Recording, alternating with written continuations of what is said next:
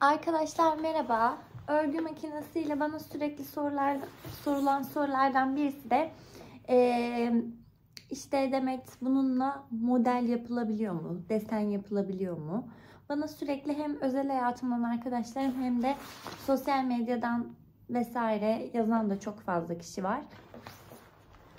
Böyle bu şapkada anlatacağım size yapımını. Şöyle tatlış bir desen yapabiliyoruz. Farklı desenler de yapabiliyoruz ama ben bu videoda bunu anlatmak istedim. Bu arada başımdaki de aynı şekilde. Onu da şöyle göstereyim. Tabii kırçıllı değil, yani ebruli bir ip değil. Düz bir ipte yaptığınız zaman daha çok model belli oluyor. Şöyle. Evet, şimdi daha fazla lafı uzatmadan hemen bu örneğin yapılışını anlatıyorum. Evet arkadaşlar, bu ipi hatırlarsanız bunda kazak örmüştüm. Şimdi bununla desenli bir bere öreceğiz hep beraber. Öncelikle başlangıçta daha önce de anlattığım gibi berenin standart başlangıcını yapıyoruz.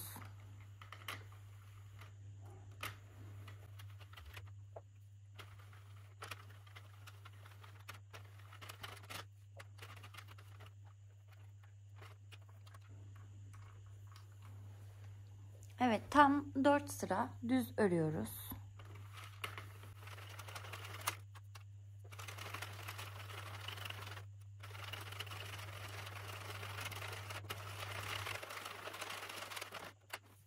Evet, göstergemde de 5 yazıyor. Tam 4 sıra ördüm.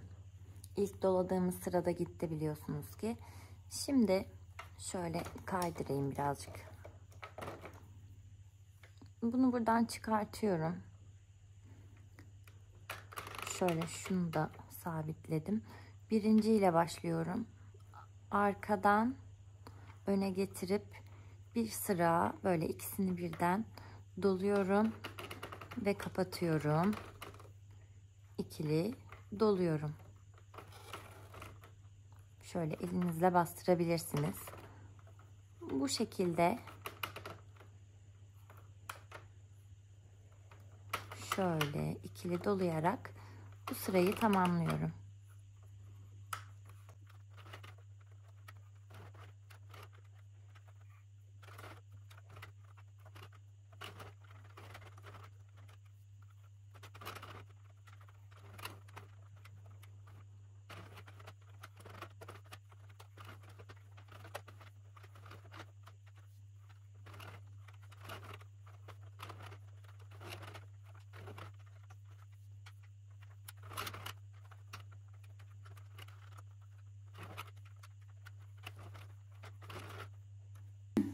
Evet, bir sıra ikili ördükten sonra şöyle sonuncunun arkasından şöyle bunun önünden, yani birincinin önünden gelecek şekilde şöyle takıyorum makinama ve 2 sıra düz örüyorum arkadaşlar.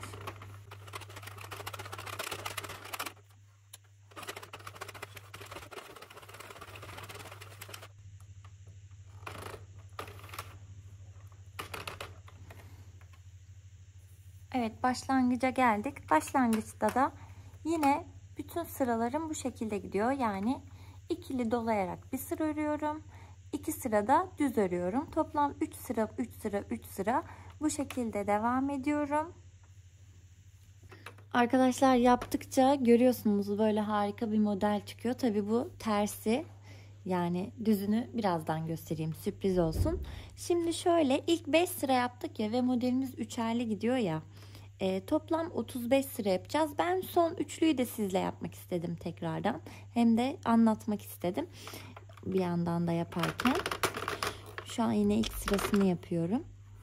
Şimdi arkadaşlar şöyle ben şapkamı, yani bu modelden yine şapka yapacağım.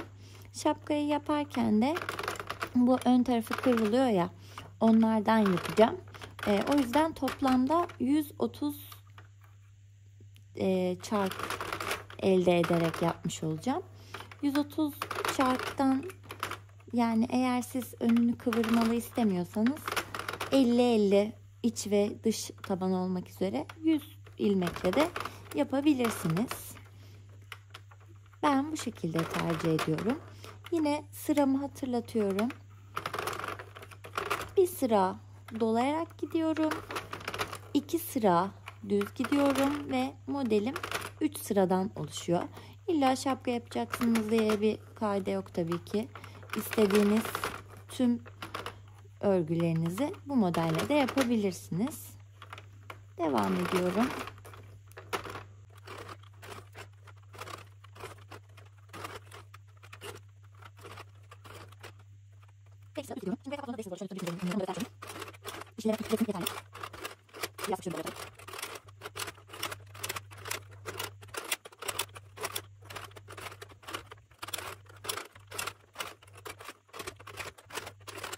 Evet arkadaşlar, tam 35 sıra ördüm.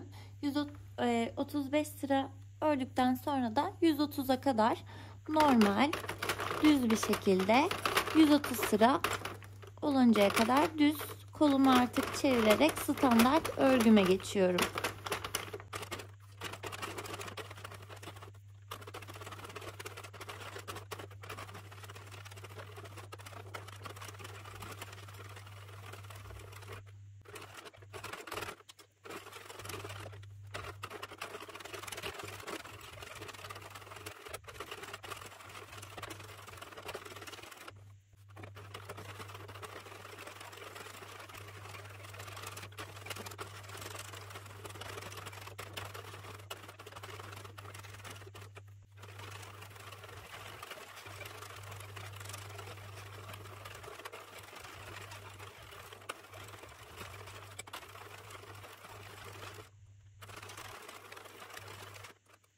Evet arkadaşlar, tam 130 sıra ördüm. Şimdi buradaki ipimi ortaya şöyle birazcık alıp kesiyorum. Şapka yapımını anlatmıştım. Oradaki videoyu izleyenler bu bölümü atlayabilip direkt modeli görmek için videonun sonuna gelebilirler. Hemen ipimi geçirdim ben ilk defa videomu izleyenler için. Şöyle ortaya atıp bir tur çeviriyorum.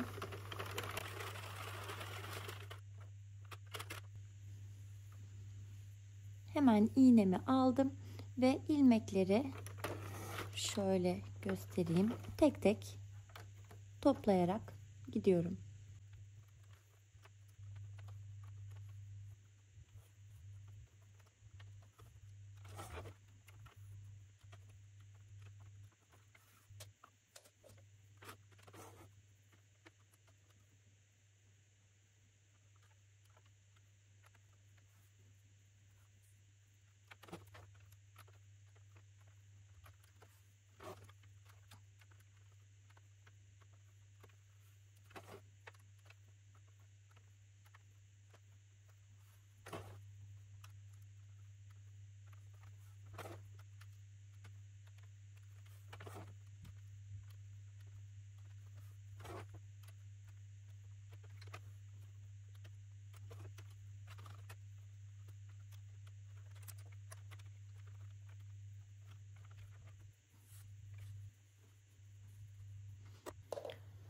Evet arkadaşlar, modelimin önden görüntüsünü görüyor musunuz?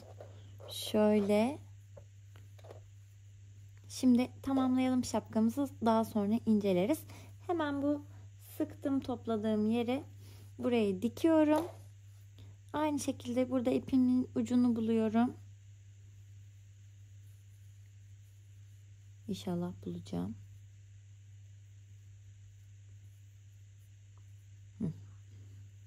Evet, bu ipi de buradan sıkıyorum.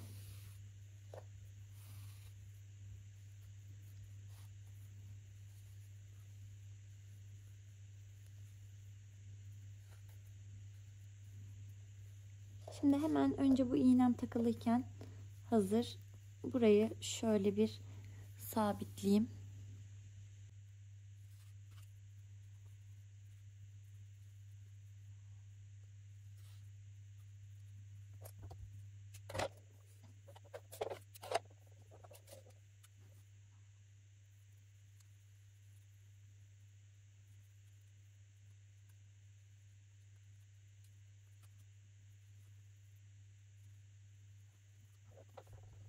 Evet, iki ucunu da sabitledim. Şimdi yine iç içe geçiriyorum. Herhangi bir tığ yardımıyla ortadan batıp şu dıştaki ipi alıyorum bu yüzeye. Buradaki iple sıkıca bağlıyorum. Burada da birkaç sabitleme işlemi yapıyorum.